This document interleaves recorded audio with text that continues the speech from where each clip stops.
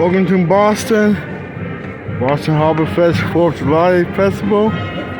This is a continuous. This is July 4th, 2022 in Boston, Massachusetts. We had the celebration. A lot of people came out. Happy 4th, everyone.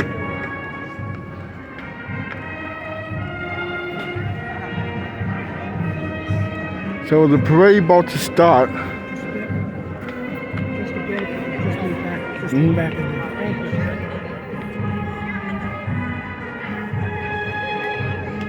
So the parade gonna go to the burial ground of Sam Adams, John Hancock.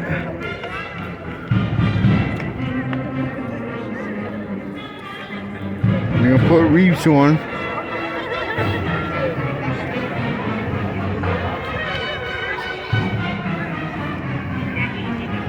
Happy 4th, everyone. From Boston, Massachusetts.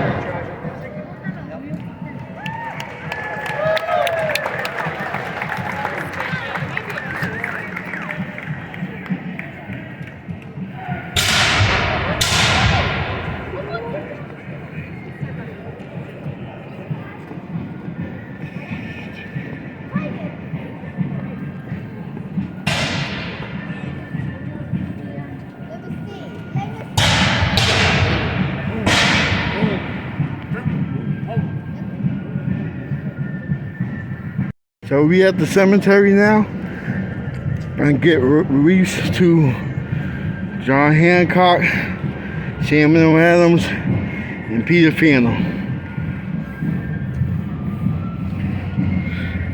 It's near the Boston Common.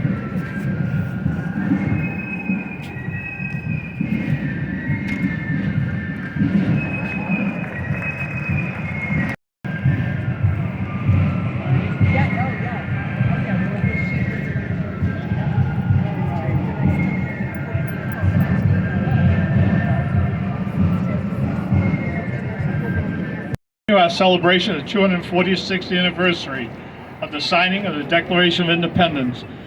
We're now at the Granary Burial Ground, founded in 1660. The Granary is the third oldest burying ground in Boston proper, named for 12,000 bushel grain storage building that was located next door where the present Park Street Church stands to my right. The burying ground was renamed the Granary in 1737. The graveyard has 2,345 markers. Some say as many as 8,000 people are buried here. Since funerals were expensive in the colonial times, there would be one headstone per family, but each grave contains as many as 20 bodies. We're here today to honor 5 Boston patriots. Alongside the far wall to the southwest, my right, your left, is the elaborately embellished marker of John Hancock's tomb. The signature of John Hancock on the Declaration of Independence is the most flamboyant and easily recognizable of all. A decree had been delivered from England in the early 1776, offering a large reward for the capture of several leading figures. Hancock was one of them. On signing the Declaration, he commented, "The British ministry can read that name without spectacles. Let them double their reward." At the left rear of the cemetery along the back wall is the location where Peter Faneuil is buried. Peter Faneuil, 1700 to 1743, was a wealthy American colonial merchant and philanthropist who donated Faneuil Hall to Boston. The room above the market stall became a civic center where so many pre-revolutionary meetings were held that Faneuil Hall became known as America's cradle of liberty. It is only fitting that we have historically concluded the program there as we have every other 4th of July since 1783. On the right-hand wall opposite John Hancock's tomb is a plaque marking the tomb of Robert Treat Paine. Robert Treat Paine was a native of Massachusetts. Born in 1731, he was elected to the Provincial Assembly, and that body selected him to attend the First Continental Congress. Paine served on the committees which formed the rules of debate and later served as chairman of the committee charged with acquiring gunpowder for the Continental Army. He also authored the final appeal to the king, known as the Olive Branch Petition, in 1775. Paine was re-elected to represent Massachusetts at the Continental Congress of 1776. He participated in the debates leading to the resolution for independence, and his signature appears on the Declaration of Independence. In the front right corner is a family plot of Samuel Adams. It is interesting to note that Sam Adams had the Boston Massacre victims interned here on his family plot. He was appointed as a representative to the Continental Congress, where he was most noted for his oratory skills and as a passionate advocate for independence from Britain. In 1776, as a delegate to the Continental Congress, he signed the Declaration of Independence. Adams retired from the Congress in 1781, returned to Massachusetts to become a leading member of the state and convention to form the Constitution. In 1789, he was appointed lieutenant governor of the state.